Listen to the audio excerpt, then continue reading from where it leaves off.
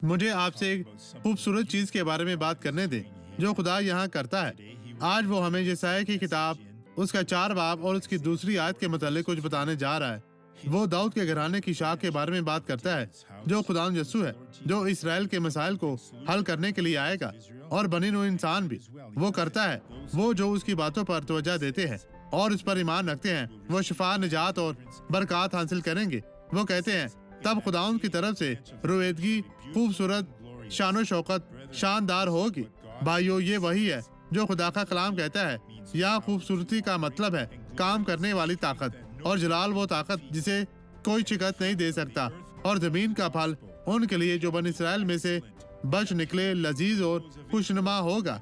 इसका मतलब है कि वो जो चले गए, जो बच गए, लेकिन अगर वो वापस लौटेंगे तो खुदावंद उनको बरकत देगा। ये बहुत खूबसूरत है।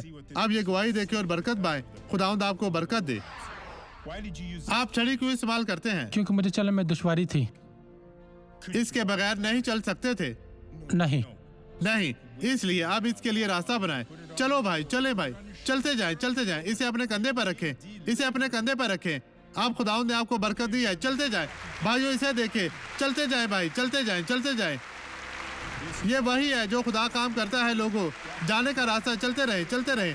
आज आपका दिन है भाई। अब वापिस आए, वापिस आए, वापिस आए, वापिस आए, वापिस आए। ये बहुत अच्छा है। अब थोड़ा सा भाग भी सकते हैं तो भागे भाई, भागे भाई।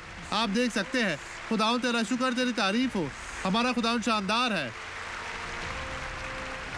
अब मैं आपके लिए दुआ करना चाहता हूँ। खुदावंद, मैं इन लोगों के लिए दुआ करता हूँ। मैं इनकी शिफात करता हूँ और मैं इनके लिए बरकत चाहता हूँ। खुदावंद, मैं तेरी कुव्वत इस्तेमाल करता हूँ और मैं हर तरह की बदी की सर्जिश करता हूँ जो इन लोगों को तंग करते हैं, और मैं कहता हूँ चली जाओ, खत्म हो जा यस्सु के नाम में।